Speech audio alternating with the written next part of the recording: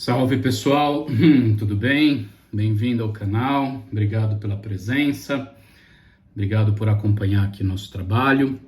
Então esse vídeo é para falar de um conceito que a gente já trabalhou aqui num outro vídeo, é um conceito bem amplo, né, e bem complexo.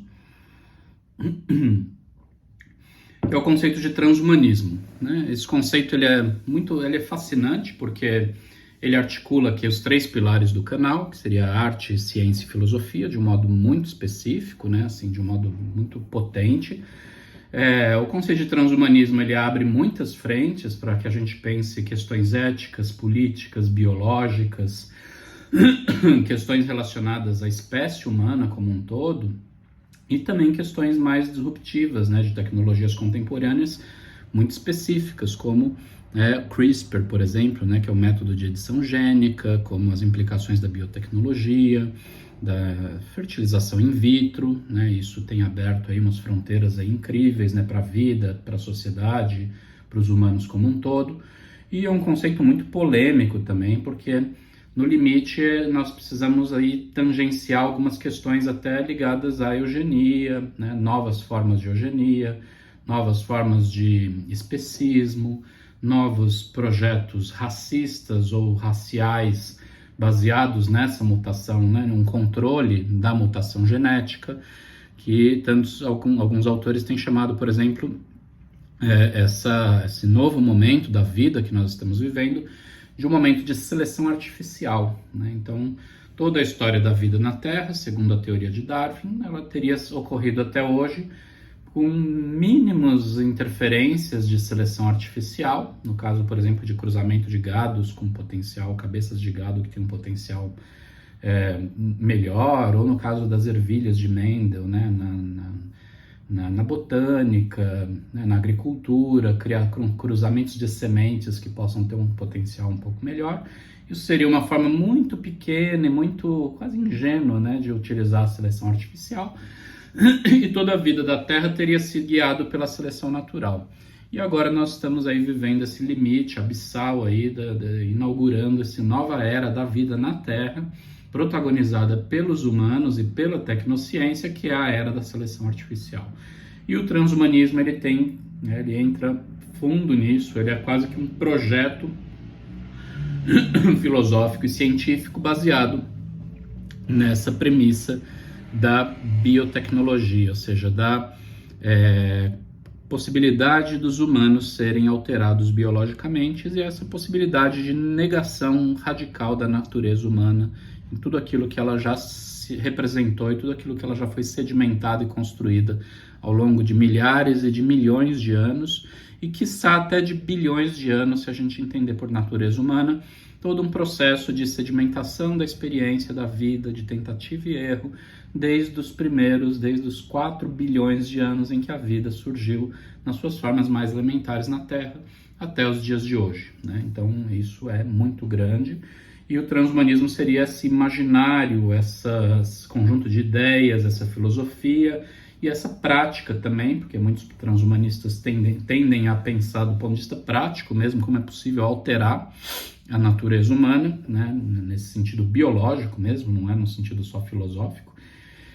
E isso então o coloca como uma das correntes aí de pensamento mais transgressoras, mais estranhas, mais bizarras, né, e mais polêmicas do mundo contemporâneo, e por isso, né, quero explorá-la aqui a contento e de uma forma mais profunda possível, como a gente costuma fazer aqui no canal, porque é um conceito fora da caixinha, né, fora da casinha. É interessante.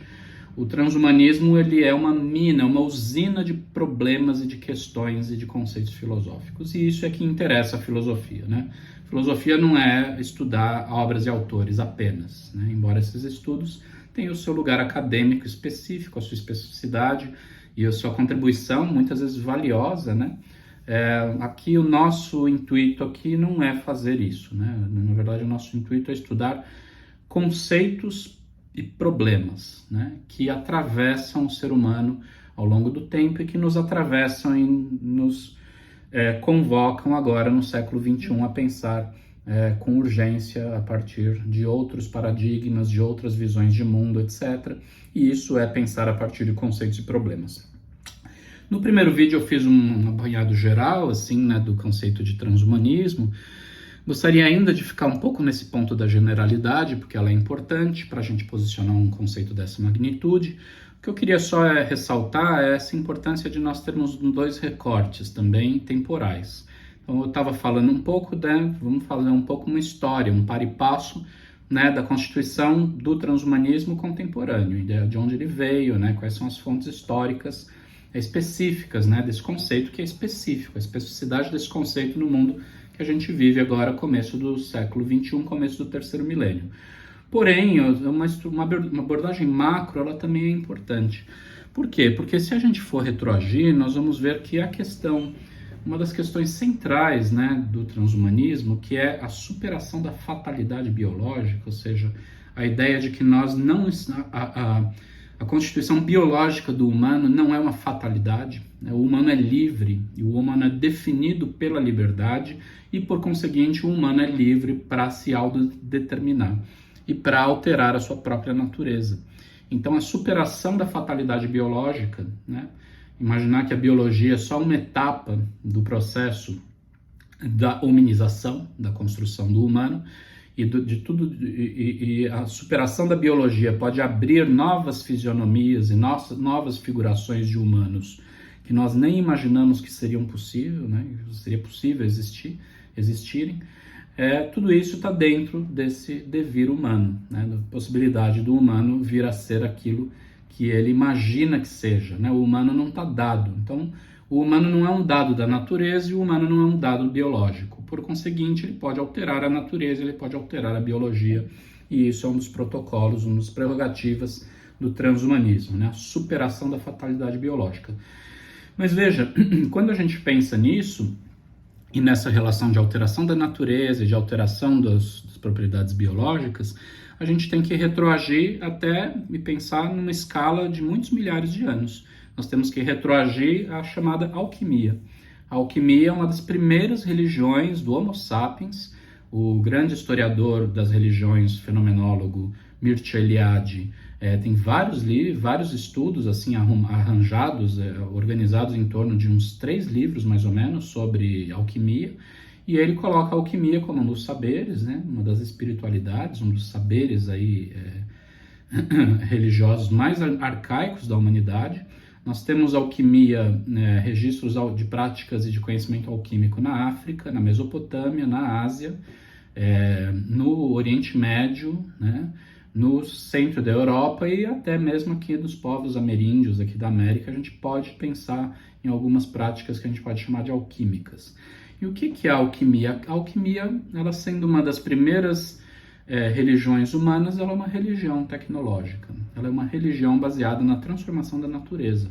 Por isso é que Eliade faz a alquimia retroagir até a pré-história, até o Paleolítico Superior, e imaginando assim a vinculação de processos alquímicos aos processos deflagrados pelas primeiras tecnologias, as primeiras técnicas, né?